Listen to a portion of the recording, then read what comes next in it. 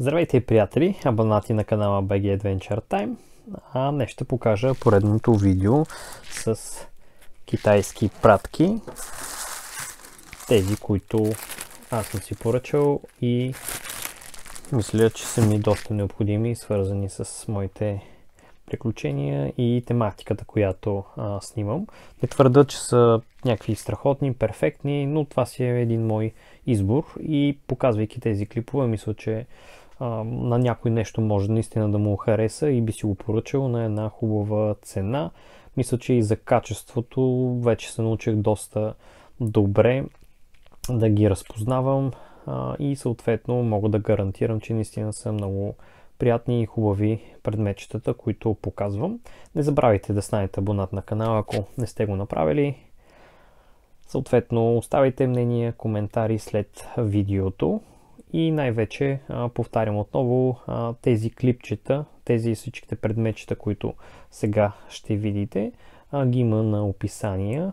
Съответно, там може да видите как се казва артикула, за каква цена е закупен и съответно как може да си го откриете отново в търсачката в сайта AliExpress. Мисля, че е доста полезно също това нещо. Тук са две неща, може би от една фирма или просто почтата са ми ги закачили заедно да не се изгубят. Това е супер готина. Отново клечка за зъби. Вижте колко е остра. И не само, пак казвам, може да се използва и като шило за пробиване. Много полезна вещ. Едното ще ми отиде към ключодържателите, другото към ADC комплектчето. И има две гумички, някъде тук може би за оплътнение се слага. Тук се развива. Да, едната гумичка е тук. Другата, не знам, тук може би. Ще си я разуча в последствие. Много обичаме и такива малки ADC неща, които реално на места в оригинален вид, евентуално ако това не е истинския производител, а са го копирали китайците, струват наистина адски много, или поне с доставката се получава много, а тук за много малко пари получаваш практически абсолютно същото качество. Да. Това са отново тези държачи на крайници, само че малко по-различни. Гръцки или римски шлем е това,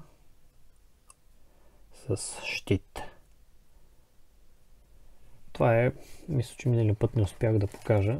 Евентуално, ако имате паракорд и искате някаква въженция да си закачите отзад на ножа, да не се загуби, както е тук, има място за закачане. Това му е накрайник, де факто. Както примерно тук на тази паракорда са сложили това лилаво топченце. Това е по същия начин. Се закача така. Ще е готино да видя как се слагат и съответно да си направя за моите ножове такива въженца.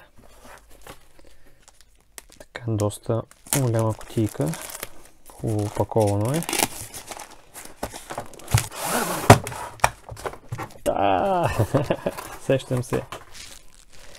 Това трябва да ми е новата аутдор масичка. Така, да видим как се заглавя.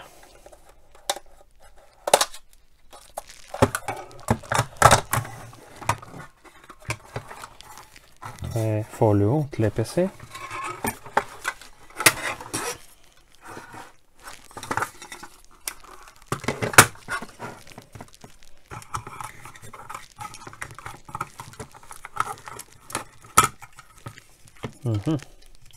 Това би трябвало тук да се закачи. Да. Хоп. Тук има кукички.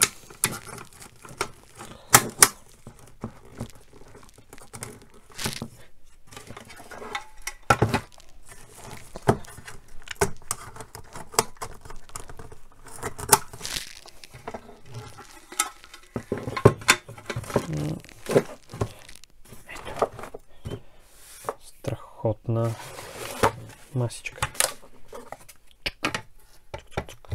Режеш на нея, готвиш, пък и може да си сервираш след това на нея в природата. Малка, компактна, лесна за пренос. Разбира се, че я проуча как трябва по-хубаво да се застопори отдолу, но мисля, че няма да мръдне. Качеството веднага си личи.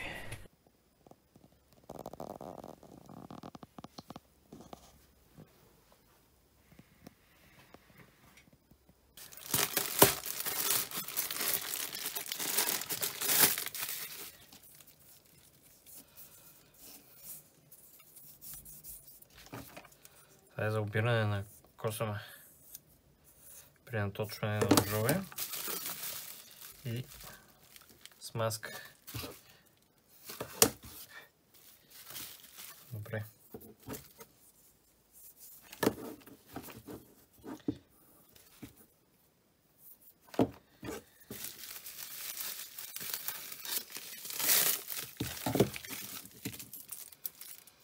Много интересно контейнерче.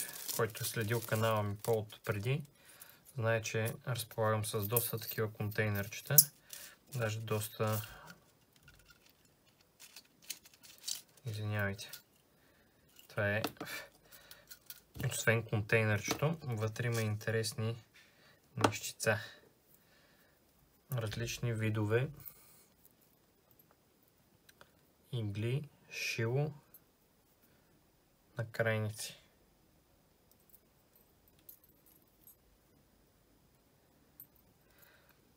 А помежду другото, понеже започнах за контейнерчетата, който е следил канала преди това, знае, че имам доста такива контейнерчета. Даже доста зрители от канала си закупиха подобни, когато и потребваше. Бях си напоръчвал доста просто от тях. Това е много интересен джачка прибор.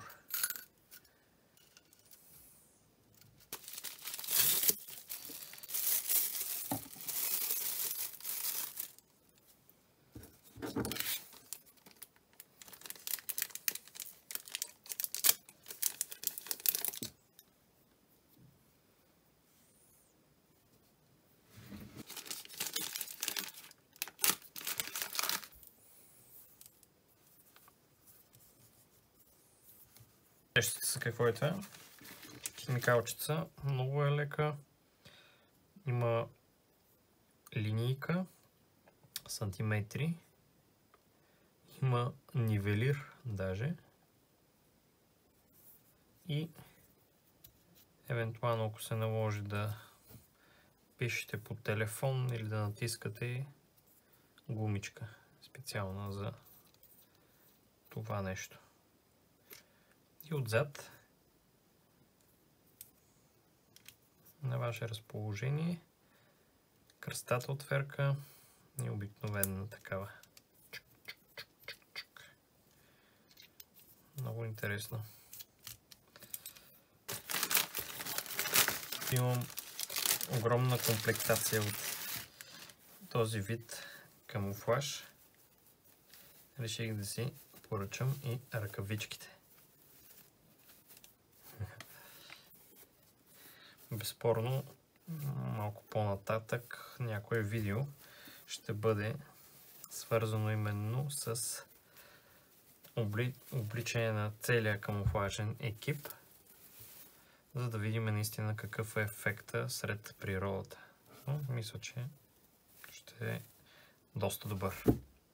Това бе днешното видео. Ако сте го харесали, знаете, традиция. Подкрепете го с един лайк, ако не сте пък, също може да поставите своето мнение, коментари, пишете отдолу във видеото, давайте препоръки, давайте мнения всъщност какво бихте искали още да видите, какви неща бихте вие си поръчали съответно или някакъв съвет, нещо, което съм пропуснал и аз и наистина би ми било полезно и не съм го закупил.